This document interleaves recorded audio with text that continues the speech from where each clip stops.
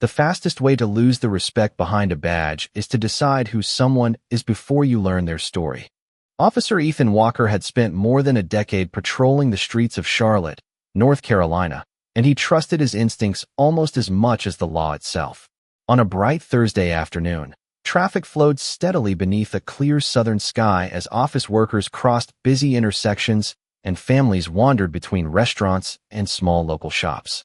Everything felt ordinary until a metallic silver Aston Martin eased into a curbside parking space with quiet elegance. The low, handcrafted sports car immediately caught the attention of everyone nearby, its polished finish reflecting the skyline like a moving mirror. Ethan noticed it from across the street while sitting inside his patrol SUV. Moments later, the driver's door opened, and an elderly black woman stepped out with calm confidence. She wore a neatly tailored navy blazer, comfortable low heels, and a simple strand of pearls. Her silver hair framed a warm, composed face that carried more kindness than pride. She quietly locked the vehicle with a key fob and adjusted the strap of her leather handbag before walking toward a nearby civic building. Ethan watched for another moment, then stepped out of his vehicle and activated his emergency lights. The flashing reflections danced across the Aston Martin as pedestrians slowed to watch. "Ma'am, could I have a moment of your time?" he called. The woman stopped immediately and turned with an easy smile. "Certainly, officer. How may I help you?" Her voice was gentle, steady, and completely unhurried. Ethan approached with practiced authority. "Is this your vehicle?" he asked while looking from the expensive sports car back to the elderly woman standing beside it. "Yes, it is," she answered without hesitation. "May I see your driver's license and registration?" Ethan requested. She handed both documents to him politely, her hands perfectly steady. Ethan examined every page carefully. The license appeared valid. The registration matched the license plate. Everything looked exactly as it should, yet something in his mind refused to let the matter end. "There." He looked up again. "I am going to inspect your vehicle." The woman tilted her head ever so slightly. She did not sound frightened. She did not sound offended. Instead, she calmly asked, "May I ask what prompted that decision?" Ethan replied without changing his expression. "Routine verification." Around them, several pedestrians slowed their pace. A young couple paused near a coffee shop window. A delivery driver leaned against his truck with quiet curiosity. Someone lifted a phone, sensing an unusual encounter unfolding. The woman glanced briefly toward her Aston Martin before returning her attention to Ethan. There was no argument, no raised voice, no visible frustration. She simply looked at him with thoughtful eyes that seemed to measure far more than the situation itself. After a brief silence, she asked one final question, spoken so softly that it somehow carried more weight than any protest ever could. "Officer," she said, "are you absolutely certain?" Ethan barely acknowledged the question. To him, it sounded like uncertainty. To everyone watching, it sounded like quiet confidence. Without another word, he walked toward the driver's door, convinced he was about to confirm the suspicion already fixed in his mind. The elderly woman remained exactly where she stood, her posture relaxed, her expression unchanged, and her patience almost impossible to explain, as though she already understood that some lessons never begin with an argument. They begin with a single decision that cannot be taken back. Officer Ethan Walker moved slowly around the Aston Martin, carefully studying every detail, as if the polished sports car itself might reveal an answer that the paperwork had not. The afternoon sunlight reflected across its flawless paint, while the quiet hum of downtown Charlotte continued all around them. People passing by began to notice that the traffic stop was lasting much longer than expected. A young mother pushing a stroller slowed her pace. Two construction workers paused across the street during their lunch break. A college student standing outside a coffee shop discreetly held up a phone, recording without saying a word. None of them knew exactly what had happened, but they could all sense the growing tension between certainty and patience. Ethan opened the driver's door and leaned inside. The interior looked immaculate. Rich leather seats, carefully polished trim, and a cabin free of clutter suggested an owner who valued order and discipline. He checked the center console, the glove compartment, and every storage area within reach. Everything appeared clean. Every document remained exactly where it belonged. There was no sign of anything suspicious. Yet Ethan continued searching with the quiet determination of someone who believed the truth simply had not revealed itself yet. Several feet away, Evelyn Brooks remained exactly where she had been asked to stand. She neither complained nor attempted to interfere. Her hands rested comfortably around the strap of her handbag as she calmly observed the scene unfolding before her. Every so often she acknowledged curious bystanders with a polite smile, making no effort to draw sympathy or attention to herself. Her composure became almost more noticeable than the traffic stop itself. One elderly man quietly approached the edge of the gathering before asking, "Ma'am, are you doing all right?" Evelyn turned toward him with genuine warmth. "Thank you for asking. I appreciate your concern. Everything will be all right." The simple response seemed to reassure the man even more than it reassured herself. Ethan continued examining the vehicle. He verified the vehicle identification number against the registration once again. Every number matched perfectly. He reviewed the insurance information. It was current. He examined the registration for another time. It remained completely valid. With each confirmation, the explanation he had expected drifted farther away. Even so, he found himself unwilling to conclude the encounter. His confidence had slowly become persistence, and persistence was beginning to replace objective judgment. Across the street, Captain Marcus Hill happened to drive past on his way to an afternoon meeting. He noticed Ethan beside the luxury sports car, but saw nothing that immediately suggested intervention. Assuming the stop was proceeding normally, he continued through the intersection without stopping. Meanwhile, inside a nearby municipal building, city employees quietly prepared conference materials for an important event scheduled early the next morning. An official folder bearing the city seal rested neatly on a polished conference table beside a reserved nameplate that remained turned face down. No one outside that room knew who the guest of honor would be. Back on the sidewalk, Evelyn's cell phone vibrated softly inside her handbag. She glanced briefly at the screen, smiled almost imperceptibly, and allowed the call to go unanswered before returning the phone to her bag. Ethan noticed the movement, but dismissed it without another thought. His attention remained fixed on proving a suspicion that every piece of evidence continued to challenge. The small crowd remained unusually quiet, watching not because of raised voices or dramatic confrontation, but because of the remarkable contrast between one person's determination to keep searching and another person's unwavering dignity. As the warm afternoon breeze carried fallen leaves gently across the sidewalk, Evelyn looked toward the skyline for only a moment before returning her gaze to Ethan with the same calm expression she had worn from the beginning, as though she understood that the most important part of this story had not yet begun. Ethan Walker finally closed the last storage compartment and stood silently beside the Aston Martin. For several long seconds, he studied the registration once more, tracing the numbers with his eyes as though a hidden mistake might suddenly appear. It never did. Every document remained authentic. Every identification number matched perfectly. Every detail confirmed that the vehicle belonged exactly where it was, and to exactly the person standing patiently a few feet away. Around them, the small gathering had grown larger, but the atmosphere remained surprisingly calm. There were no raised voices, no dramatic confrontations, only quiet curiosity. The contrast itself had become impossible to ignore. Most people expected frustration after such a lengthy encounter. Instead, they witnessed an elderly woman whose composure never wavered, making the silence feel heavier than any argument could have. Ethan slowly walked back toward Evelyn Brooks and extended her driver's license along with the registration. "Everything appears to be in order," he said in a measured voice that carried noticeably less confidence than before. Evelyn accepted the documents with both hands and placed them neatly inside her handbag. She offered a sincere smile, one that contained neither satisfaction nor resentment. "Thank you, officer," she replied. Ethan gave a brief nod, uncertain why the encounter felt unfinished despite having reached its obvious conclusion.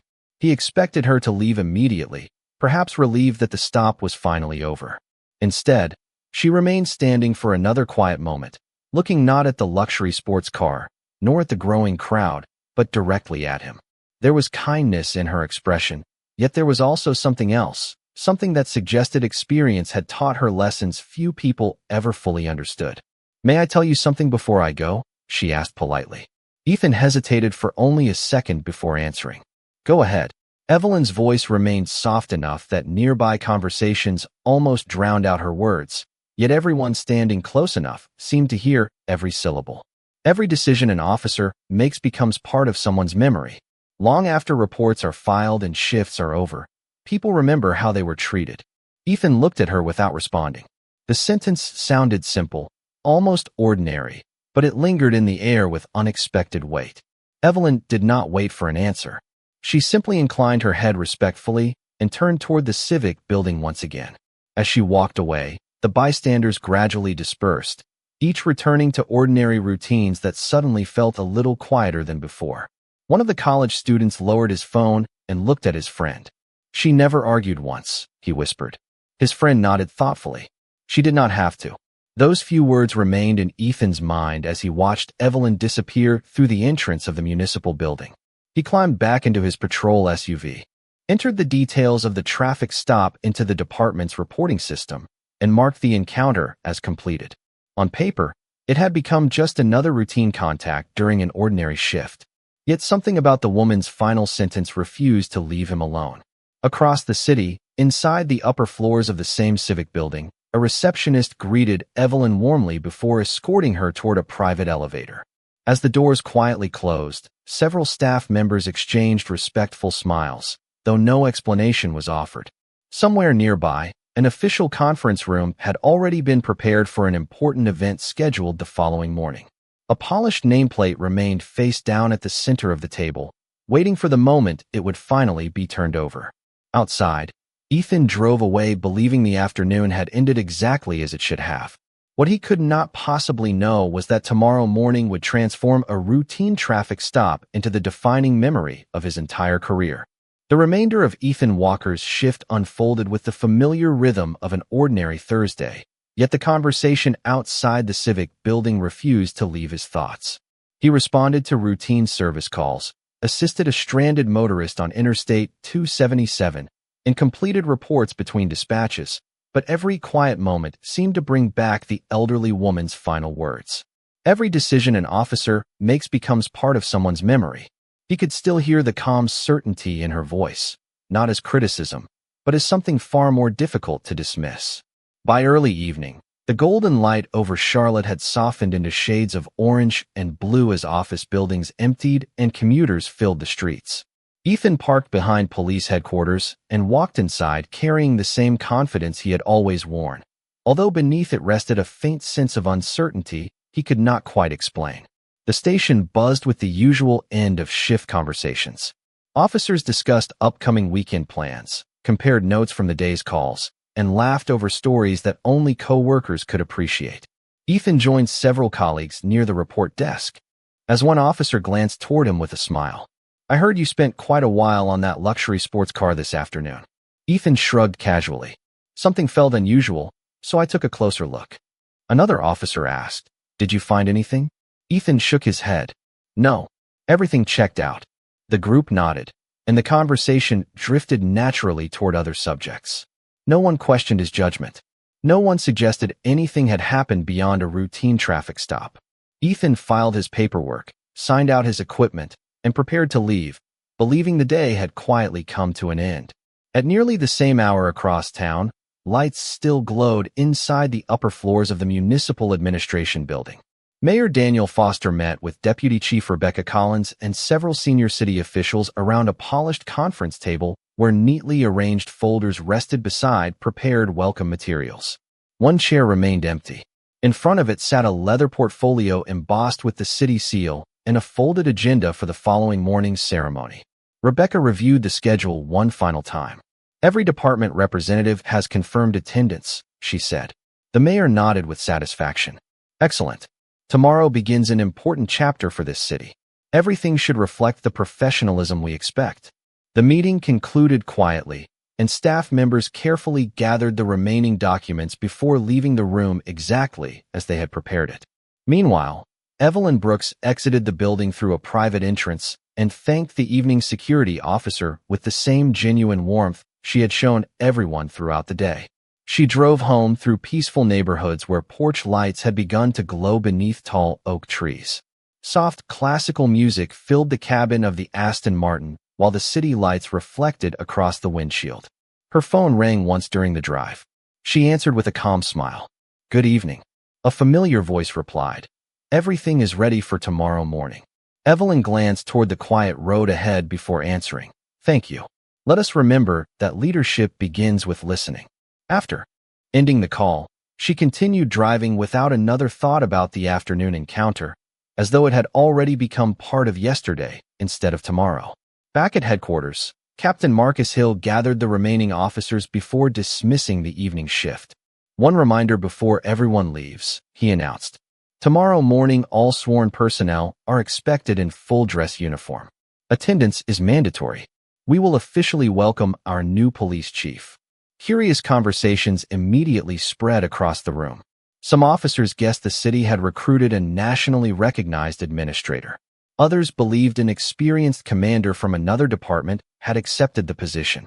Ethan listened only briefly before collecting his belongings. Leadership changes happened from time to time, and he expected nothing more than another formal ceremony before beginning another ordinary day. As he walked into the cool evening air beneath a sky filled with early stars, he believed the most memorable part of his week was already behind him. He had absolutely no idea that the woman whose quiet dignity had stayed with him all afternoon was preparing to walk through the front doors of his department the very next morning. Morning arrived beneath a crisp Carolina sky, and Charlotte slowly awakened beneath a blanket of golden sunlight that reflected across glass office towers and quiet residential streets. Police headquarters looked slightly different than usual. Patrol vehicles had been washed before sunrise, flags moved gently in the cool breeze, and officers arrived wearing freshly pressed dress uniforms instead of their everyday patrol attire. There was an unmistakable feeling that something important was about to begin. Ethan Walker parked in the employee lot carrying a cup of black coffee and walked through the front entrance, exchanging casual greetings with fellow officers as they gathered in the main assembly room.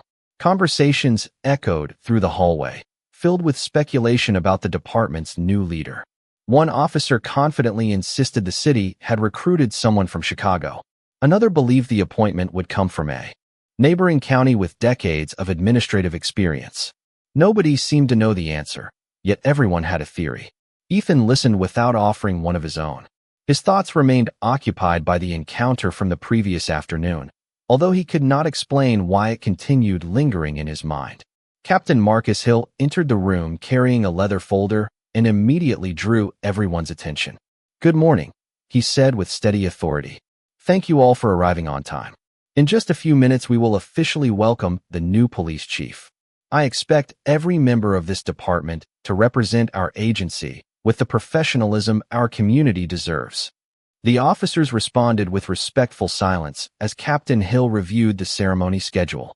Outside the assembly room, Deputy Chief Rebecca Collins personally greeted city council members, civic leaders, and Mayor Daniel Foster as they arrived one by one.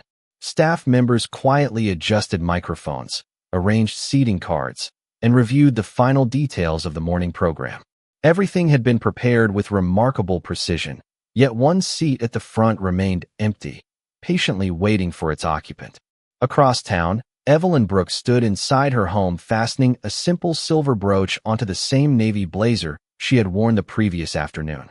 Her appearance reflected quiet confidence rather than ceremony. She paused briefly beside a bookshelf where several framed photographs displayed years of community service, neighborhood events, and charitable projects that had shaped much of her life. One picture showed children smiling during the opening of a youth mentoring center. Another captured volunteers planting trees throughout the city. Evelyn smiled softly before picking up her handbag and car keys. As she stepped outside, a neighbor watering flowers looked up and waved. "Big day today, Evelyn?" he asked cheerfully. She returned the smile with the same warmth she offered everyone she met. "Every new day is an opportunity to serve someone," she replied before walking toward the Aston Martin, waiting quietly in the driveway.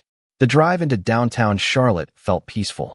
Morning commuters filled the roads while local radio hosts discussed weather forecasts, school events, and weekend festivals. Nothing on the broadcast hinted at the significance of the ceremony about to unfold only a few miles away. Evelyn guided the sports car smoothly through familiar streets before turning into a secured parking area connected to police headquarters. A parking attendant greeted her respectfully and directed her toward a reserved entrance away from the public lobby. She thanked him by name, something that immediately brought a smile to his face. Inside headquarters, the assembly room had become completely silent. Mayor Daniel Foster took his place near the podium, while Captain Hill checked his watch one final time. Rebecca Collins stepped quietly toward the entrance and nodded to someone waiting beyond the closed doors. Ethan straightened his uniform, placed his untouched coffee on the chair beside him, and looked toward the front of the room with quiet curiosity. Then the doors slowly opened, and every conversation, every assumption, and every expectation inside the building came to an immediate stop. The doors opened without music, without ceremony, and without any dramatic announcement. Yet the silence that followed felt louder than applause. Evelyn Brooks stepped into the assembly room with the same calm confidence she had carried on the sidewalk the afternoon before. She wore the same navy blazer, the same pearl necklace, and the same composed smile that had never once faded during their unexpected encounter. The only difference was the setting. Mayor Daniel Foster walked forward immediately, extending his hand with genuine respect before escorting her toward the podium. Deputy Chief Rebecca Collins welcomed her warmly, and together they moved to the front of the room as every officer remained standing. Ethan Walker felt his heartbeat slow as recognition settled over him. His eyes remained fixed on Evelyn while fragments of the previous afternoon replayed with startling clarity. He remembered the polished Aston Martin reflecting the afternoon sun. He remembered every document matching perfectly. He remembered her quiet question asking whether he was absolutely certain. Most of all, he remembered the sentence that had lingered in his thoughts all evening. Every decision an officer makes becomes part of someone's memory. Suddenly those words carried an entirely different meaning. The room remained silent for several long seconds. Some officers simply observed their new leader with professional curiosity. Others smiled politely, eager to welcome someone they had never met before. Ethan alone understood that yesterday's ordinary traffic stop had quietly become today's extraordinary introduction. Captain Marcus Hill stepped to the podium and cleared his throat. Ladies and gentlemen, it is my honor to introduce the newest police chief of the Charlotte Police Department, Chief Evelyn Brooks. Respectful applause filled the room as Evelyn acknowledged everyone with a gracious nod before approaching the microphone. She waited patiently until the applause faded completely before speaking. "Good morning," she began, her voice warm, steady, and remarkably calm. "Thank you for welcoming me into this department.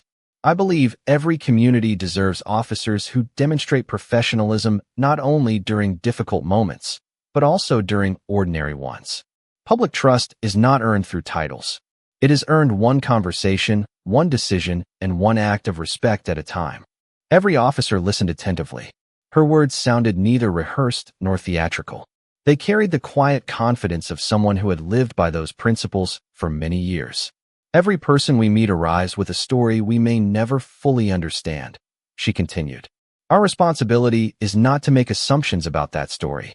Our responsibility is to serve fairly, listen carefully, and remember that dignity belongs to every member of our community without exception." Ethan lowered his eyes briefly before looking back toward the podium. No one around him realized why those simple sentences felt so personal. To everyone else, this was an inspiring inaugural address. To Ethan, it sounded like an answer to questions he had not known he needed to ask. Evelyn paused before offering one final thought. "The authority we carry may earn cooperation," she said softly, "but only character earns lasting respect." The room answered with sincere applause once again. As the ceremony concluded, city officials stepped forward to congratulate the new chief, while officers formed a line to introduce themselves. Ethan remained near the back, saying nothing, watching quietly as Evelyn greeted each person with the same warmth she had shown strangers, neighbors, and passers-by. There was no trace of resentment in her expression, no sign that she intended to embarrass anyone for what had happened the day before. Instead, she carried herself with the quiet confidence of a leader who understood that the strongest lesson is rarely taught through humiliation. It is taught through the opportunity to become better than the person you were yesterday. The line of officers waiting to greet the new police chief moved steadily across the front of the assembly room. Each introduction lasted only a few moments. Handshakes were exchanged, names were spoken, and brief words of welcome filled the space with quiet professionalism. Ethan Walker remained near the end of the line, hoping each passing minute might somehow delay the moment he knew could not be avoided. His polished shoes suddenly felt heavier than they had only an hour earlier. The confidence that had always carried him through difficult situations had given way to something unfamiliar. It was not fear of discipline. It was the realization that the woman he had judged without knowing had chosen to stand before the entire department without ever mentioning what had happened. That silence weighed far more than public criticism ever could. One by one, the remaining officers stepped aside until only Ethan stood waiting. Captain Marcus Hill glanced toward him before quietly moving to greet another city official, leaving the conversation entirely between the newest chief and the patrol officer she had met less than 24 hours earlier. Ethan stepped forward and stopped a respectful distance away. "Chief Brooks," he began, his voice noticeably quieter than usual. "Officer Ethan Walker." Evelyn looked at him with the same calm expression she had carried throughout the previous afternoon. There was immediate recognition in her eyes, but no surprise. She accepted his handshake with steady professionalism. "Good morning, Officer Walker," she replied warmly. "It is good to see you again." Those simple words struck Ethan harder than he expected. She could have ignored yesterday. She could have mentioned it directly. Instead, she acknowledged it only as two people meeting for a second time. Ethan hesitated before speaking again. "Chief, I owe you an apology." The surrounding conversations continued only a few feet away, yet in that moment the room seemed to fade into the background. Evelyn listened without interrupting. "Yesterday I believed I was following procedure," Ethan continued carefully. "But after thinking about our conversation all night, I realized procedure is only part of this job. I made assumptions before I understood who you were." Evelyn smiled gently before answering. "Officer, the more important question is not whether you knew who I was. The important question is whether you believed I deserved the same respect before you knew." Ethan lowered his eyes for a brief moment. The words settled deeply because they required no accusation. They simply revealed a truth he could no longer avoid. Evelyn continued speaking in the same calm voice. "If respect depends on someone's position, wealth, or title, then it is not truly respect. It is recognition of status. The people we serve should never have to earn basic dignity." Ethan nodded slowly. "You are right, Chief. I understand that now." She studied him for a moment before replying. "Understanding is where growth begins. Every officer will make mistakes during a career. The difference is whether those mistakes become habits or lessons." Ethan felt a quiet sense of relief, not because he had escaped consequences, but because someone had offered him the opportunity to become better instead of simply making him feel smaller. Evelyn reached into the folder she carried and removed a small card bearing the department's newly adopted leadership principles. She handed it to Ethan. At the top, one sentence appeared in bold print. "Respect first. Everything else follows. Keep this with you," she said. "Not because I expect perfection, but because I expect progress." Ethan accepted the card carefully, reading the sentence twice before placing it inside the notebook he carried every shift. As he looked back toward Chief Brooks, he realized that the most powerful authority in the room did not come from the badge on her uniform or the title announced from the podium. It came from the grace she had chosen to show when she had every opportunity to do otherwise. And in that quiet act of leadership, Ethan understood that the lesson he would remember for the rest of his career had never been about a traffic stop. It had always been about the kind of person a badge was meant to represent. The days that followed marked the beginning of a quiet transformation inside the Charlotte Police Department. Chief Evelyn Brooks did not begin her leadership by rewriting policies overnight or delivering endless speeches. Instead, she walked the halls, visited every division, learned every name she could, and listened far more than she spoke. Officers quickly discovered that she remembered details from conversations days earlier. She asked dispatchers about their families, thanked civilian employees for work that often went unnoticed, and spent time riding with patrol officers across different neighborhoods instead of remaining behind the closed doors of an executive office. Her presence carried authority without demanding attention, and little by little the atmosphere inside the department began to change. Ethan Walker noticed those changes more than anyone. The small card Chief Brooks had handed him never left his uniform notebook. Before each shift, he opened it for a few seconds and read the same sentence. Respect first. Everything else follows. At first it felt like a reminder. Soon it became a habit. Then it became part of the way he approached every conversation. During one afternoon patrol, Ethan responded to a call involving an elderly man whose aging pickup truck had stalled at a busy intersection. Years earlier, Ethan might have approached with urgency alone, focused only on clearing traffic as quickly as possible. This time he introduced himself, asked how the man was feeling, and listened before making assumptions. He learned the driver had recently lost his wife and was trying to reach a medical appointment after spending the morning repairing the truck himself. Ethan helped push the vehicle safely into a nearby parking lot, arranged roadside assistance, and waited until another family member arrived. As he prepared to leave, the elderly man smiled with quiet gratitude. "Thank you for treating me like a person instead of a problem," he said. Those words stayed with Ethan for the rest of the day because they sounded remarkably similar to the lesson Chief Brooks had given him without ever saying those exact words. Several weeks later, Chief Brooks announced a department initiative called Community First Conversations. Instead of formal public meetings where residents spoke only from podiums, officers would spend evenings sitting with neighborhood families in libraries, recreation centers, churches, and local coffee shops, simply listening to concerns without rushing to defend decisions or explain procedures. Some officers wondered whether the meetings would accomplish anything meaningful. Others quietly embraced the opportunity. Ethan volunteered immediately. During the first gathering, he listened as parents described worries about their children, business owners shared hopes for safer neighborhoods, and teenagers spoke honestly about wanting officers to know their names before knowing their mistakes. Ethan recognized something important that evening. Trust was not created during emergencies. It was built long before emergencies ever happened. Several months passed, and Captain Marcus Hill reviewed department performance reports during a command staff meeting. Citizen complaints had steadily declined. Positive community feedback had increased. More residents were voluntarily participating in neighborhood programs alongside local officers. Hill smiled as he placed the reports on the conference table.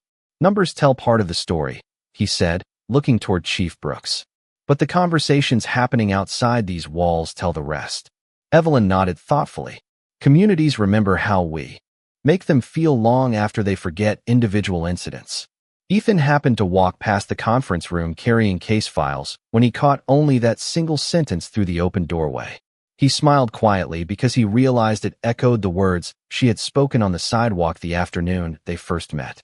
Some lessons begin as uncomfortable moments. The best ones become guiding principles. As Ethan stepped back into the busy hallway, greeting a young visitor with genuine warmth before offering directions to the front desk, he understood that real change rarely announces itself all at once. Sometimes it begins with one conversation, one choice, and one person willing to see another human being before seeing anything else. Several months later, the afternoon sun once again settled over the streets of Charlotte, casting long shadows across sidewalks that had witnessed thousands of ordinary moments and a handful of unforgettable ones. Officer Ethan Walker guided his patrol vehicle through the same downtown district where everything had quietly begun. The familiar intersection appeared almost unchanged. Office workers crossed the street carrying briefcases. A street musician played soft jazz beside the corner cafe, and traffic moved with the steady rhythm of another busy weekday. Yet for Ethan, the place no longer looked the same. Every landmark carried a memory. Every traffic light reminded him that a single decision had redirected far more than one afternoon. Dispatch notified him of a disabled vehicle blocking a turn lane only a short distance ahead. Ethan arrived within minutes and found an older couple standing beside a faded sedan with its hood raised. Several impatient drivers slowly maneuvered around the stalled car, while the husband looked increasingly embarrassed by the inconvenience. Ethan parked behind them, activated his emergency lights for safety, and approached with an easy smile. "Good afternoon. I am Officer Walker. How is everyone doing today?" The elderly woman sighed apologetically. "We are afraid we are holding everyone up." Ethan shook his head gently. "Right now my job is making sure you are safe. We will worry about traffic after that." As he helped arrange assistance and directed vehicles around the scene, he noticed the couple relaxing almost immediately. They were no longer worried about being judged. They simply felt heard. Before leaving, the husband reached out and shook Ethan's hand. "Thank you for your kindness, officer. You reminded us that good people still wear the badge." Ethan smiled sincerely, but inside he understood that compliment belonged to someone else as much as it belonged to him. Later that afternoon, he returned to headquarters, where Chief Evelyn Brooks happened to be leaving after a meeting with community leaders. They crossed paths near the front entrance, and she paused with the familiar warmth that had become part of her daily leadership. "How was your shift, Officer Walker?" she asked. Ethan smiled. "A few months ago, I probably would have answered with the number of calls I handled. Today, I think I measure the day a little differently." Evelyn looked at him with quiet curiosity. "How do you measure it now?" Ethan considered the question before answering. "By how many people walked away feeling respected." Evelyn's smile widened ever so slightly. "Then it sounds like you are becoming exactly the officer this community needs." They exchanged a respectful nod before continuing in opposite directions, neither saying another word because none was necessary. As Ethan stepped outside, he noticed a silver Aston Martin waiting briefly at the curb before merging smoothly into afternoon traffic. This time he watched it disappear with nothing but admiration and gratitude. He no longer saw an expensive car or an opportunity to prove suspicion. He saw the beginning of the most valuable lesson of his career. Sometimes justice does not arrive through punishment. Sometimes it arrives through the rare gift of meeting someone whose character quietly exposes your own blind spots without ever raising a voice. Chief Evelyn Brooks never demanded revenge, never sought public embarrassment, and never reminded Ethan of his mistake. She simply demonstrated, day after day, what true leadership looked like until the lesson became impossible to ignore. Long after reports were archived, promotions were earned, and ceremonies were forgotten, one truth continued echoing through the halls of the department and into every neighborhood its officers served. A badge may grant authority, but only respect earns trust, and the strongest form of justice is not found in humiliating another person. It is found in becoming someone worthy of the responsibility you have been given.